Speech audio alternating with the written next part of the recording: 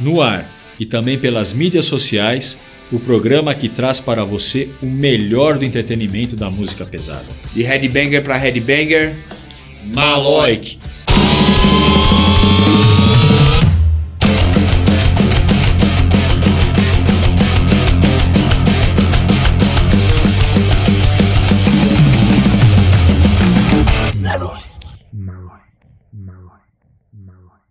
Confira o resumo da edição. No Heaven and Hell de hoje, quem joga os dados e desafia a morte é Igor Lopes, guitarrista e vocalista da banda Em Ruínas. A Tough Girl acompanhou o trash puro e pesado do Overkill em passagem pelo Brasil. E para quem pensa que a vida de road é cheia de glamour, viagens, mulheres, o Campo de Batalha traz dois representantes desta profissão para mostrar que a vida na estrada não é bem assim. Confira! Hoje nós vamos falar no Campo de Batalha sobre vida de road, algo que eu experimentei por um período da minha vida, e para me ajudar aqui eu tô com o Ari e com o Rodrigo. Para iniciar eu queria saber como que vocês começaram com essa vida de road. Bom, eu comecei não profissionalmente em 2001, eu sou do ABC, eu moro em São Paulo agora, mas eu sou do ABC e eu comecei com banda de amigo, de lá, etc. E em 2006 eu comecei profissionalmente. Eu a mesma coisa, comecei com banda de amigos e tal, e meio que sem compromisso, né? E aí foi indo, ganhando experiência. E uma coisa que sempre falam, que assim, confundem um pouco assim, o cara virou road porque ele não deu certo como músico. Músico frustrado, que falam também. Só que tem outro caso que a gente conhece vários na música, por exemplo, os caras do Coroner lá da Suíça, eles eram roads do Celtic Frost, o Frank Bello do Anthrax, o baixista, ele era road do Anthrax. Como vocês enxergam essa coisa de dar uma força com tipo, músico frustrado? Eu não... Existe, você sempre tem os casos, mas eu acho que você não tem que pensar por aí. Eu acho que hoje em dia, principalmente, você tem como levar como profissão o negócio. Apesar de aqui no Brasil não ser regulamentado nem nada, mas você tem como manter uma agenda no ano inteiro e se manter só fazendo isso. E, de repente, como músico, se você tá com a banda naquela fase meio termo que você nem é um artista, que você tem um cachê legal, que pode se pagar e você pagar suas contas com isso, você tá numa fase de transição com a tua banda que às vezes a equipe ganha mais do que o road. Não trabalhando na mesma banda, uma banda diferente aí, mas como road, como equipe, você pode conseguir uma grana maior, se manter com esse dinheiro, e com a banda às vezes não. Se diverte mais também na estrada, né? Porque depende do artista, não pode ficar saindo no hotel pra conhecer a cidade, não pode fazer nada. Quando tem tempo até se diverte mais com os caras. E agora a equipe você não tem é artista ali. Entendeu? O músico tem que ser um pouco mais reservado em determinado momento antes do show não aparecer legal que, e tal. Dependendo da banda, assim, o camarim mesmo, sobra tudo pros holds, né? Muitas vezes. É verdade, eu trabalhei com o Angra, eles tomavam água mineral, as cervejas ficavam pros holds. Muitas vezes. Pra você ser, assim, profissional nessa área de hold, é necessário, tipo, ter conhecimento do equipamento, tudo, além de falar inglês também, né? Pra trabalhar com bandas estrangeiras. Eu tenho muita dificuldade. Assim, às vezes eu trabalho com banda gringa, falo inglês, mas às vezes eu preciso de alguém pra trabalhar comigo, ou mesmo às vezes eu tô numa outra gig, viajando com outra banda e me chamam, eu preciso indicar alguém. Tem um monte de hold bom, mas nem todo mundo fala inglês, então eu tenho essa dificuldade de encontrar um cara. O cara é bom, mas fala inglês, eu preciso de um cara que resolva, não fala, então... Porque ele tem que falar além dos caras da banda, ele tem que falar com quem veio com a banda. E às vezes até o técnico que cuida do monitor é gringo também, né? Às vezes a equipe é gringa toda. E é mais pra equipe mesmo. A banda, às vezes, dependendo da banda, quando eles têm uma equipe completa, eles às vezes não passam nem som. Das experiências que vocês tiveram, queria saber assim, roubadas que acontecem, né? Antes, durante e depois dos shows. Que muita gente pensa, acabou, mas tem roubada antes, durante e depois. Sempre. Tem. No Brasil falta muita estrutura, né? Tanto para o rock and roll como para outros estilos. E muitas vezes você chega num lugar, não tem acesso para você chegar com material, não tem carregador. O primeiro custo que importa é o carregador. Exatamente. Não tem estrutura, não tem camarim, não tem equipamento. Aí não tem segurança muitas vezes, acaba o show, muitas vezes tinha carregador no início do show, não tem mais, os que aparecem já tomou todas também, então rola muito esse tipo de roubada. Isso rola mesmo. E com relação aos festivais, isso mais, assim, a gente falou de uma banda num show dela. Em festivais tem alguma interação entre os roads e equipes de outras bandas? Interação e também problemas? Tem. Muito. A maioria é tudo amigo, né? Tudo road, técnica, é tudo amigo, né? E aí, puta, rola mó... Todo mundo ajuda um outro. Agora acontece casos que um quer ser mais artista do que o outro, entendeu? Tipo, ninguém cede nada pro outro, entendeu? Isso aí rola bastante. E tem alguma diferença em vocês lidarem com músicos brasileiros e estrangeiros, assim, já que vocês também lidam com o ego dos caras, né? Tem. Tem uma certa diferença, né, cara? Mas é meio que a mesma coisa. Às vezes o músico tem um dia que o cara não tá muito bom, tá virado e, desconta tudo em você e pronto, cara. O tratamento eu acho que é o mesmo, você deve dar o tratamento igual pra todo mundo. O hold, ele tem uma carreira, vocês indicariam para as pessoas, assim, porque não é uma profissão regulamentada, mas dá para você ter uma carreira, você se vê como hold daqui 20, 30 anos? Se não como hold, alguém que tá trabalhando na parte técnica de show, eu quero estar envolvido com isso, gosto. Exatamente. Sempre tá no backstage, né? Trabalhando com isso de uma maneira. Eu me vejo, assim, acho que não tem regulamentação, mas eu acho que se você se interessa, procura estudar, fazer curso e querer melhorar, você acaba pegando banda melhor, teu salário aumenta como em qualquer outro lugar, você faz o teu plano de carreira independente daquilo tá regulamentado no país ou não. Para quem quiser, pensa em trabalhar como hold, tem algum curso, sabe? Sim, tem o Zé Hold, né, que ele começou até há pouco tempo com workshops, né, pelo Brasil inteiro, que é bem legal.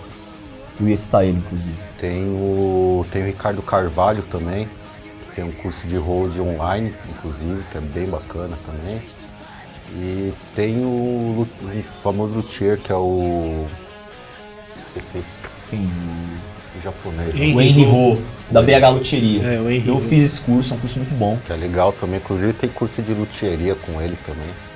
Pô, eu queria agradecer aqui a presença do Ari, do Rodrigo, falamos legal sobre a vida de hold. Eu também indico para quem quiser ser hold, hoje eu trabalho como jornalista, mas eu gostei muito também da minha experiência, poderia ter continuado trabalhando com isso. E agora é com você, entre no nosso site e responda. Você acha que algum dia no Brasil haverá regulamentação da profissão de hold? O Overkill, originalmente da cena thrash de Nova York, veio para o Brasil e conversou com o Maloik. Confira.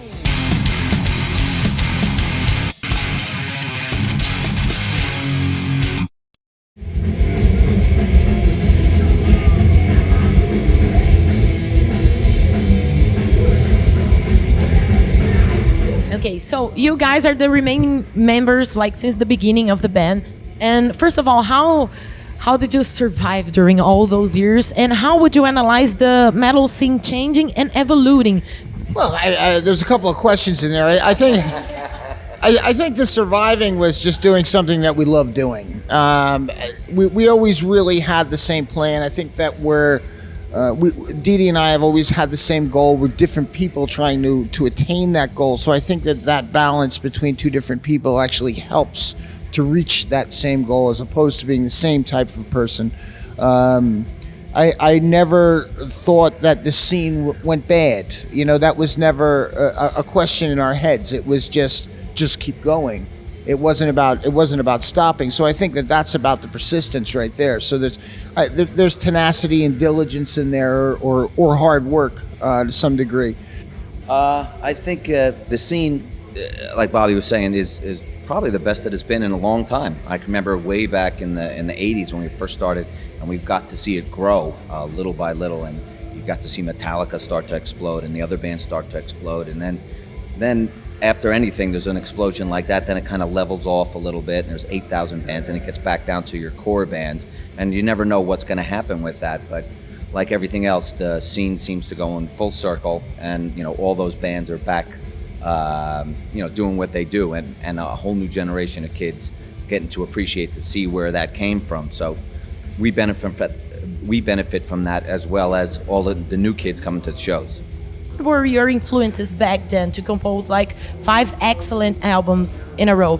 I think that what we did was we all brought something a little bit different to the party, and it morphed, or it became what Overkill became. But I've always thought that we were really the bastard child of the new wave of British heavy metal and a certain type of a punk scene, that there was always that energy. I think that it was always listenably different when you put an Overkill record on as opposed to something that was happening on the West Coast. You just knew it wasn't a West Coast band, and I think that element was that punk scene. And I think Dee Dee really introduced me to punk. I was a Ramones fan, obviously, being from the New York area, and a Sex Pistols fan because it exploded all over the world. But he introduced me to other bands that were local at that time that I got into.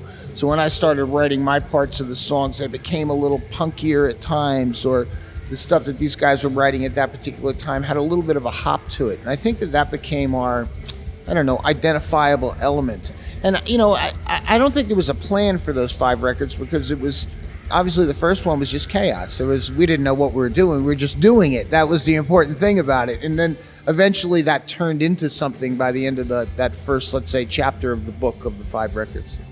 Too, we had on those early years, there was so much pent-up energy. We're young guys, just out of high school, and we just had so much energy. It had to be channeled somewhere, and so I think it's almost, think about if you're running a race. When you sprint, it's all charged up. So those first 5 records, before you kind of settle into what you do a little bit, maybe has some of that energy in it, and maybe that's why people pick up on it. Like you said, those first 5 in a row, how could you do 5 in a row that are all like that? I think it's just letting that energy go. And then, as the years went on, we kind of honed our sound a little bit more, still kept the energy there, but those first 5 have something that's a little bit different. Young guys just kind of running crazy like that. So How do you do to choose these cover songs to do in the records and in the shows? Well, again, we all come from different areas. So whether it be Kiss or whether it be the Sex Pistols or the Ramones, which seem like they're very far apart from each other, still there's a love of both bands by our band. I think at the end of the day, when you hear a song like Deuce or you hear a song like No Feelings by the Sex Pistols, the idea is to put the Overkill stamp on it, so that they actually become closer together when you're choosing those covers. No Feelings sounds like an Overkill song to me. Deuce does also by the time we're done with it.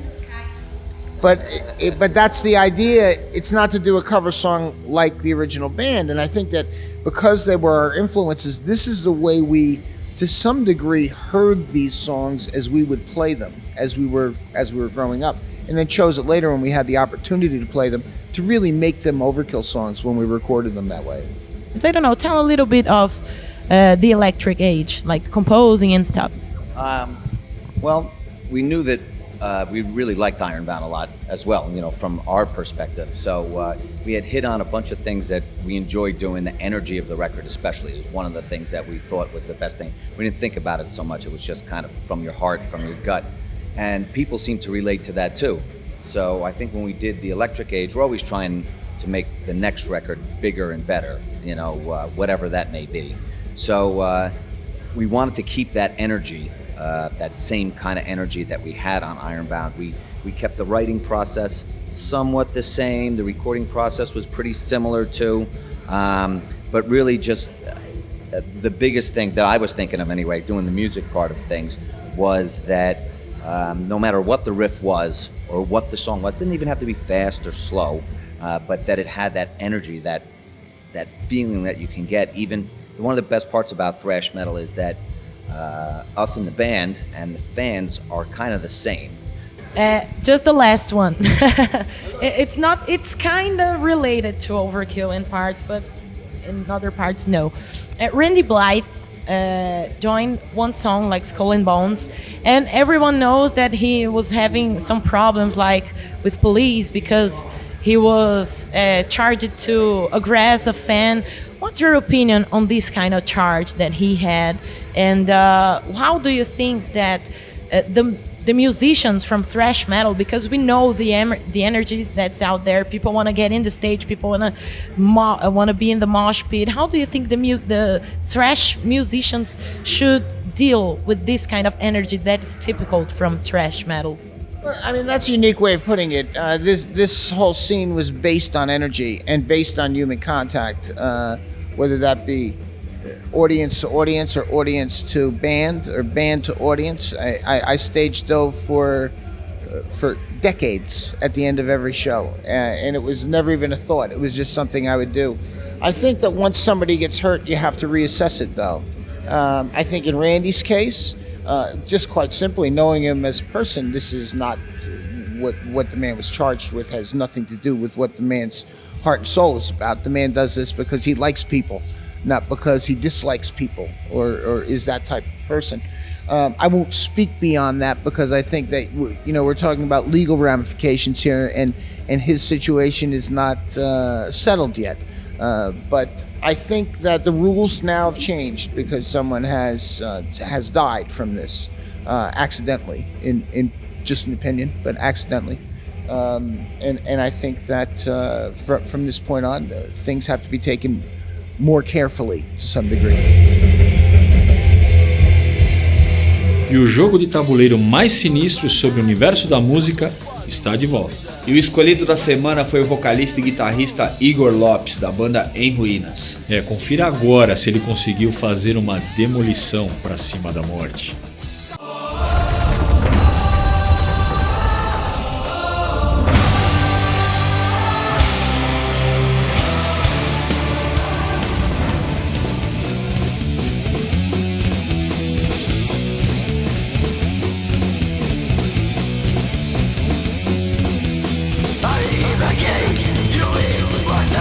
E aí, seu Igor, você está preparado para a peleja? Então vamos para a primeira rodada, jogue o dado. Número 4.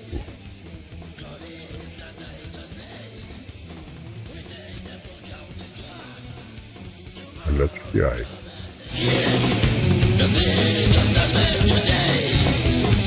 Escolha a carta e me entregue sem olhar.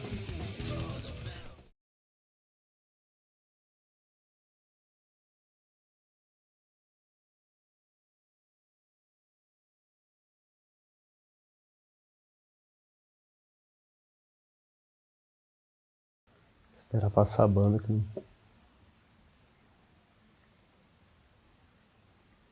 Isso aí eu lembro da época da MTV, dos anos 90. Banda? Na verdade eu não gostava disso aí, mas eu lembro. Isso é Alice in Chains, eu acho. Isso acho que era Wood. Certo.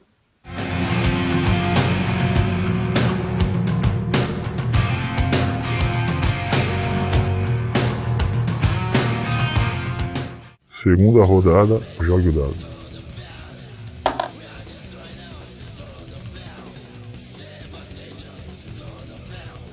Who are you? Escolha uma carta e me entregue sem olhar. Vamos lá. Você tem 5 dicas. Você pode escolher qualquer uma delas. 4. Dica número 4. Minhas músicas já foram trilha de vários filmes. 2. Dica número 2. Gravei as guitarras no álbum da banda Public Image Limited, de John Lydon. Conheço a banda, mas não sei quem foi. Dica 1. Dica número 1. Comecei minha carreira trabalhando e tocando para Frank Zappa. Vou chutar Steve Vai. Certo.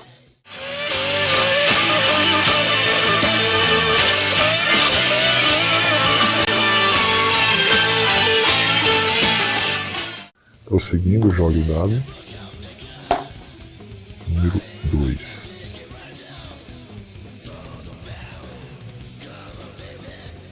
Bring the Noise.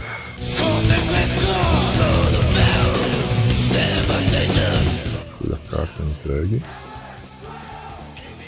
Ok.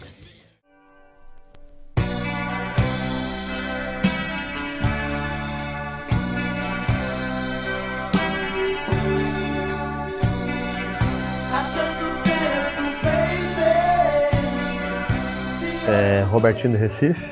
Isso. Metal Mania, putz, qual que é?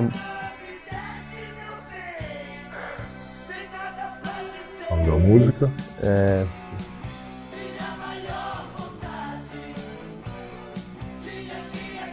Essas músicas é difícil de memorizar os nomes. Eu lembro de Corações e Pernas, Metal Mania, mas Não. essa eu não vou lembrar qual que é. Barbaridade.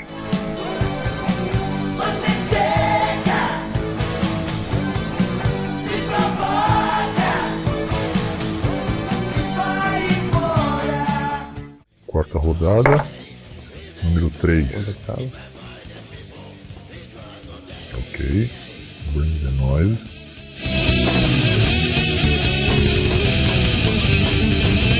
Foi a carta entregue.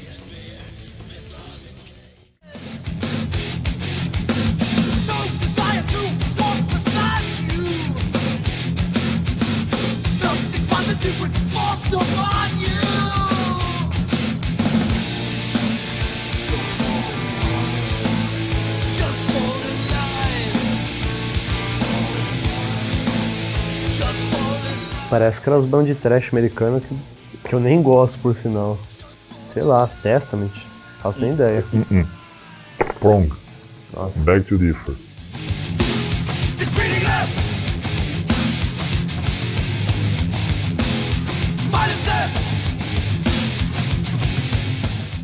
Vamos lá, quinta e última.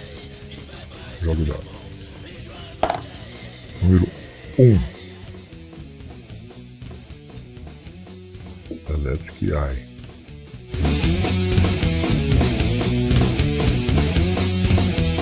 Escolha uma carta de entregue.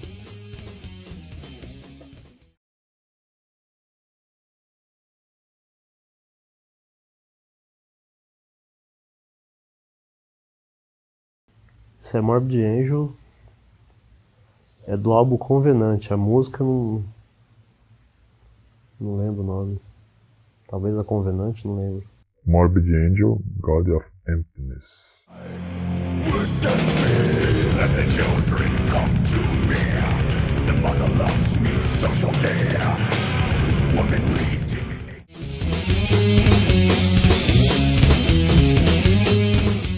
É, até que mandou bem. Mas o Maurício Nogueira do Matanza ainda reina absoluto na liderança do Heaven and Hell. E o desafio das bandas de hoje está eclético. Começando com a banda Mind Flow, com o trabalho da música Break Me Out.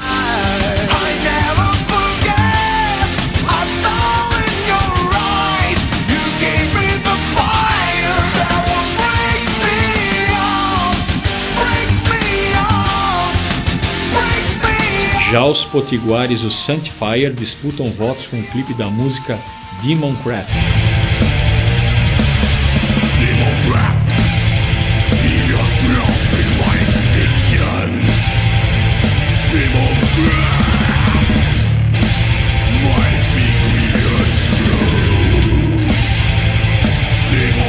Sempre lembrando que você tem uma semana para votar e escolher o seu clipe preferido. E aproveite que o Maloik terminou e acesse o nosso site. Lá você continua ligado no programa e pode rever os episódios anteriores. De Headbanger para Headbanger, Maloik.